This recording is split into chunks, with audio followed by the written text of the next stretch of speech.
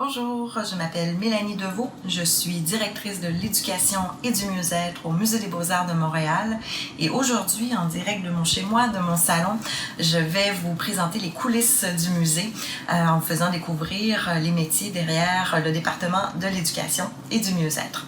Alors, vous avez été quelques-uns à nous envoyer des questions, je vous remercie. C'est toujours intéressant de voir qu'est-ce qui vous préoccupe et puis qu'est-ce qui vous intrigue dans notre travail. Alors, je vais essayer de répondre du mieux possible. Première question, quel est ton métier?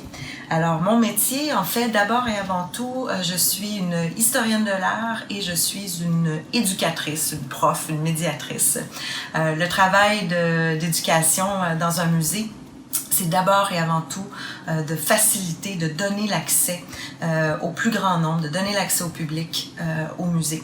Et donc, pour moi, ce travail-là, c'est vraiment un travail de faciliter les rencontres. Qui est au rendez-vous, de quoi il a besoin aujourd'hui, comment je peux l'accompagner, qu'est-ce qu'il vient chercher ici.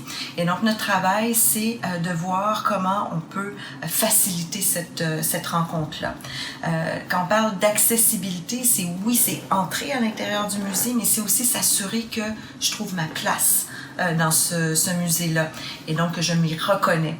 Et donc, si on se retrouve avec des publics qui ne s'y retrouvent pas, ne s'y reconnaissent pas, ben c'est important de se demander, nous, qu'est-ce qui manque? Comment je peux transformer mon approche? Comment je peux transformer le musée ultimement pour que le plus grand nombre trouve sa place et s'y reconnaissent. Donc, des fois, ça peut être aller chercher d'autres expertises, d'autres partenaires, des organismes qui viennent nous épauler, qui viennent avec nous dans cette rencontre-là. Comme directrice, alors mon travail, c'est de m'assurer que les équipes qui sont en place au musée, à l'éducation et mieux-être, ont tout ce qu'il faut pour réaliser ce travail-là d'accessibilité et de rencontre. Ressources matérielles, ressources financières, bien sûr, s'assurer que les équipes sont formées, s'assurer finalement qu'on porte toutes les mêmes valeurs et qu'on porte ce même message ensemble là. Donc c'est vraiment un peu comme un chef d'orchestre finalement, s'assurer que tout est bien en place pour qu'on puisse jouer ensemble et être dans cette rencontre-là. Autre question? Quelle est ma formation, mon parcours? Alors, ma formation, mon parcours, je vous dirais que c'est étroitement lié au Musée des Beaux-Arts de Montréal. Le Musée des Beaux-Arts de Montréal, c'est le premier musée que j'ai visité, c'est le premier musée que j'ai aimé. J'avais 14 ans, c'était l'exposition de Salvador Dali. Je me souviens qu'il y avait des montres molles dans les grands escaliers du pavillon Ornstein. Et donc, je pense que cette rencontre-là a été tout de suite ce qui a informé mon parcours. J'ai su que ce parcours-là, que ces études-là existaient. J'ai compris qu'il y avait différents métiers, justement, autour du musée. Et donc, j'ai été faire mon parcours d'abord en histoire de l'art, un bac, une maîtrise à l'Université de Montréal. Et par la suite, j'ai enseigné au cégep pendant une bonne dizaine d'années. Et avec les étudiants, qu'est-ce que j'ai fait? Bien évidemment, on est allé visiter le Musée des Beaux-Arts de Montréal. On a fait des visites avec les guides bénévoles fantastiques. J'ai composé des questionnaires pour aider à la visite au musée. Donc, ça a été vraiment très, très présent. Et puis, éventuellement, le musée m'intéressait beaucoup dans mon enseignement. Et donc, je suis allée faire une autre maîtrise en muséologie. Et depuis ce temps-là, en fait, j'ai intégré complètement les musées, l'éducation et l'histoire de l'art. Donc, si l'adolescente de 14 ans avait su qu'est-ce qui attendait après cette exposition de Salvador Dali, je pense qu'elle serait sans doute très heureuse et surprise. Troisième question. Est-ce qu'il y a un projet qui a été mis en place pour rendre le musée accessible à tous, dont je suis particulièrement fière ou que je trouve particulièrement beau? Il y en a beaucoup de projets au musée qui m'inspirent. En fait, le musée en soi, avec sa vision humaniste, avec l'accessibilité aux différents publics, est un projet en soi que je trouve très inspirant et qui est porté par l'ensemble du musée. Si j'avais à parler d'un projet plus particulier, je choisirais le programme Musée en partage qui est toujours en vigueur. Ça fait plus de 20 ans que ça existe. Et c'est un programme qui a été mis en place justement pour inviter les gens qui ne franchissaient pas le seuil du musée, pour qui le musée n'était pas un lieu accueillant pour eux, où ils sentaient qu'il n'y avait pas de place. Et donc, le musée en partage est allé travailler avec, depuis, je pense, plus de 600 organismes communautaires pour inviter des publics qui n'avaient pas l'habitude de venir au musée et de venir à la rencontre. Et je pense que ça a vraiment transformé la façon dont on fait les choses à l'éducation. D'être dans cette rencontre-là, dans cette écoute-là, ça nous a vraiment menés ailleurs. Donc, le musée en partage, pour moi, a été très, très inspirant.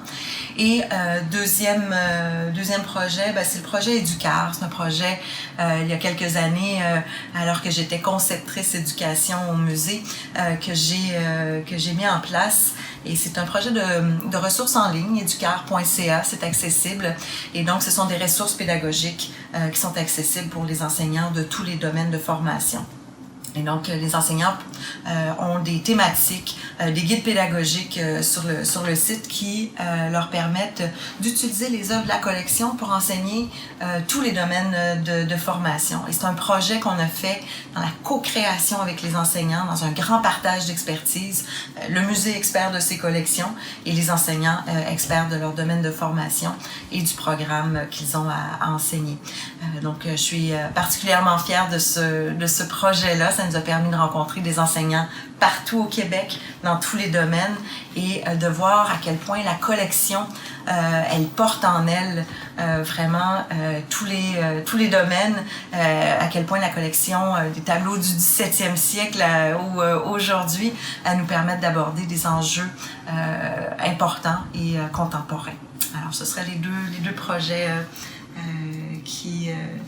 auxquels je pense, qui m'ont marqué.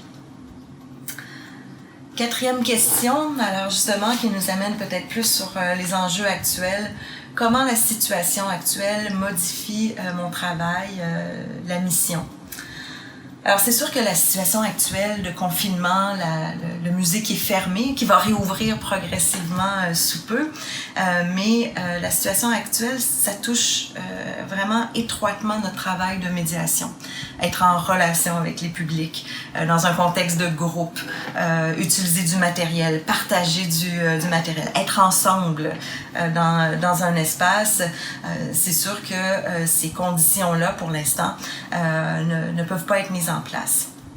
La mission du musée, elle ne change pas. La mission d'accessibilité, de rendre accessible la collection, d'engager la conversation autour d'enjeux qui sont portés dans les œuvres, ça demeure. En fait, ce sont les stratégies qui sont appelées à changer. Donc, il y a des projets qui continuent à distance. On explore tous les moyens technologiques, les moyens numériques pour rester en contact avec les publics. Donc, il s'agit d'être créatif.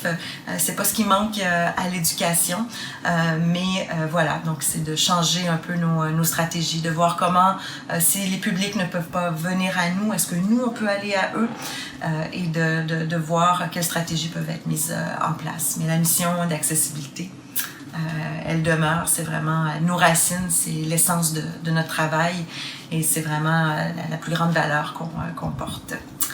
Alors voilà, ça fait le tour des questions que vous m'avez posées. Je vous remercie et puis j'ai très très hâte de vous retrouver au musée. Au revoir.